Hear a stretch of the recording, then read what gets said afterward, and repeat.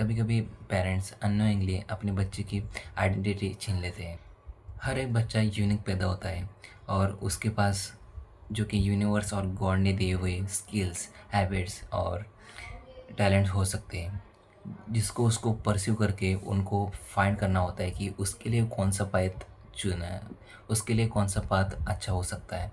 But अपने parents, अपने Indian parents एक ही उसके पैदा होने से पहले ही एक ही पाथ चूज़ कर लेते कि वो डॉक्टर ही बनेगा, इंजीनियर ही बनेगा और लॉयर ही बनेगा।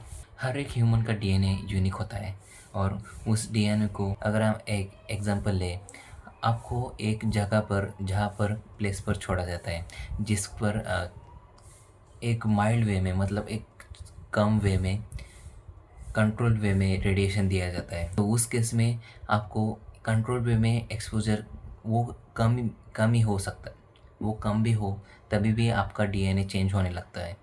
अगर उस कोड में उसकी कोडिंग पूरी पूरी चेंज हो जाती है। मैंने ये एग्जांपल क्यों दिया है, देखो, अगर हम डीएनए मतलब अपना अपना टैलेंट, स्किल्स और जो भी हमको परस्यू करना है और जिसमें हमको इंटरेस्ट है, और जो कि हमारा रेडिएशन है, जो कि लोग क्या कहेंगे, पेरेंट्स, फैमिली प्रेशर और रिलेटिव प्रेशर, जो कि हम दूसरे की इच्छाओं में और दूसरे की नज़रों में अच्छा दिखना चाहते हैं, जो कि उन्होंने पाथ चुनने को बोला है उन्हीं को ही चुनते हैं क्योंकि उनको अच्छा लगे, हमको अच्छा लगे ये हम सोचते नहीं।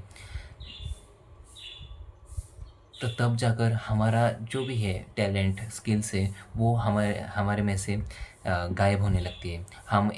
हम खुद को ही खोने लगते हैं क्योंकि हमारे हमको एक यूनिक आइडेंटिटी दी है भगवान ने या यूनिवर्स ने, जो कि है हमारे स्किल्स, टैलेंट्स। उससे हमको पता चलता है कि मैं क्या क्या कैपेबल हूँ, क्या क्या कर सकता हूँ और किस में मुझे इंटरेस्ट है, और वो इंटरेस्ट परस्यू करने के बाद उसमें मेरा करियर हो सकता है या नहीं।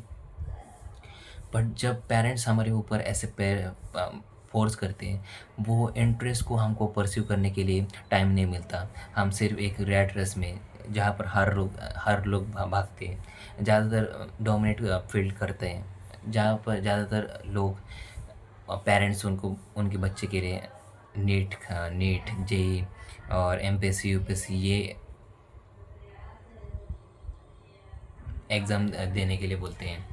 तो वो एक रैट रेस में फंस जाते हैं क्योंकि सारे वही करियर चूज़ कर रहे हैं, और जिन बच्चों को वो करियर नहीं चूज़ करना, फिर भी उसके पेरेंट ने उसे फोर्स किया, तो वो, मुझे नहीं लगता वो उस काम में वो अच्छा कर पाएगा। क्योंकि देखो, हम उस काम को अच्छा तभी कर सकते हैं जब उस काम करने के लिए हमको इंटरेस्ट है।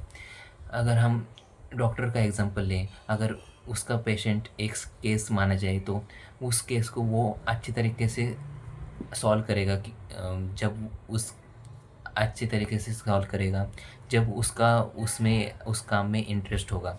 अगर उस काम में उसका इंटरेस्ट नहीं होगा तो वो ऊपर-ऊपर से करेगा और पेशेंट को पूरा ठीक करने का ट्राई नहीं करेगा क्योंकि उस काम में उसको मज़ा ही नहीं आता, उसको इंटरेस्ट ही नहीं है, तो वो अवॉइड करेगा।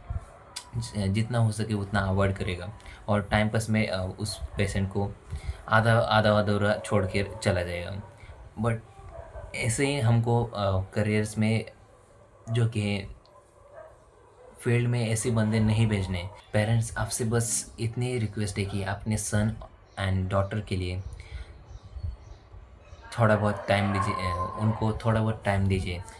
उनको सिर्फ कुछ महीने की और कुछ सालों की मुद्दत दीजिए, कुछ सालों की गैप दीजिए, उसमें वो उनका करियर इंटरेस्ट परस्यू कर पाए और उनको उसमें कैसे लग रहा है, उनको वो काम करने के लिए अच्छा लग रहा है या फिर वो करियर अच्छा चल रहा है कि नहीं, वो उनको खुद देखने दीजिए।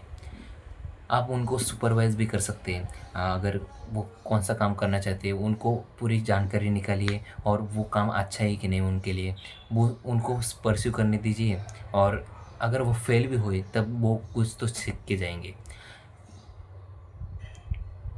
हाँ, उन्होंने इतनी मेहनत की है, वो कभी भी जाया नहीं जाएँगे, वेस्ट नहीं जाएँगे। तो उनको सिर्फ टाइम दीजिए, और वो आपको रिज़ल्ट दे रहे हैं तब आप वो करियर परस्यू करने दीजिए। अगर उनमें रिज़ल्ट नहीं बन रहे और उनका आउटकम नहीं निकल रहा है, तो आपको उनको सुपरवाइज़ करना चाहिए।